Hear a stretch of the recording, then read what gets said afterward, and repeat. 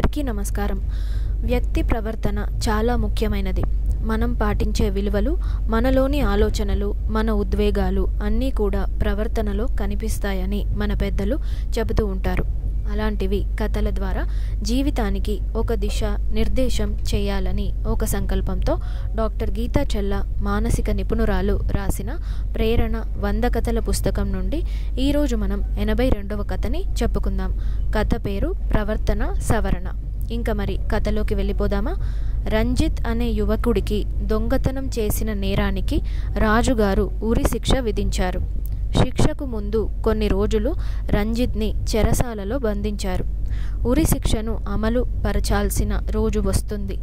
రంజిత్ని రాజుగారి దగ్గరికి తీసుకొని వచ్చినప్పుడు, నీ చివరి కోరిక ఏమైనా ఉంటే చెప్పు, మేము తీరుస్తాము అని అంటాడు. అప్పుడు రంజిత్ తన తల్లిని పిలిపించవలసిందిగా కోరుకుంటాడు. రాజుగారి మనసు కరిగి వాళ్ళ అమ్మను పిలిపిస్తారు. వాళ్ళ అమ్మ, అయ్యో, నా కొడుకు చివరిసారిగా నన్ను చూడాలని కోరుకుంటున్నాడు అని కన్నీరు మున్నీరుగా ఏడుస్తూ రంజిత్ వద్దకు చేరుకుంటుంది. రంజిత్ వాళ్ళ అమ్మ కళ్ళల్లోకి చూసి ఒక్కసారి చెంపపై కొడతాడు. అప్పుడు వాళ్ళ అమ్మ, అక్కడున్న వారంతా ఆశ్చర్యపోతారు. రాజుగారు ఎందుకు కొట్టావు అని అడుగుతాడు. నేను చిన్నప్పుడు నా పక్క వాళ్ళు వస్తువులను దొంగిలించినప్పుడు అమ్మ అది తప్పని ఏ రోజు చెప్పలేదు.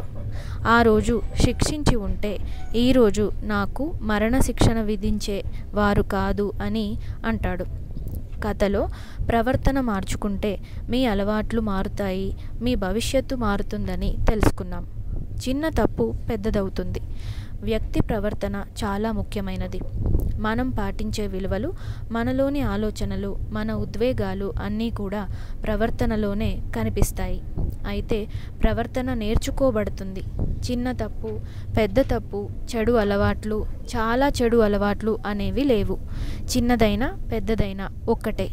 ఎవరో రావాలి, మనల్ని మార్చాలి అనుకుంటాము. కానీ ప్రవర్తన మనది, వ్యక్తిత్వం మనది, మారాల్సింది మనమే. అయితే చెడు ప్రవర్తన గమనించినప్పుడు సరిదిద్దే బాధ్యత తల్లిదండ్రులది, గురువులది మరియు సమాజానిది. ఆడడం రాకపోతే నేర్చుకుంటాము, డ్రైవింగ్ రాకపోతే ట్రైనింగ్ తీసుకుంటాము, వండడం రాకపోతే అమ్మ దగ్గర నుండి నేర్చుకుంటాము. మరి ప్రవర్తన కూడా మంచి వ్యక్తుల నుండి నేర్చుకోవచ్చు. ఈరోజు ఒక 3 వ్యక్తుల నుండి మంచి ప్రవర్తన గమనించి నేర్చుకోండి. ఇంతటితో ప్రేరణ 100 కథల పుస్తకం నుండి ఈరోజు మన 82వ కథ సమాప్తం.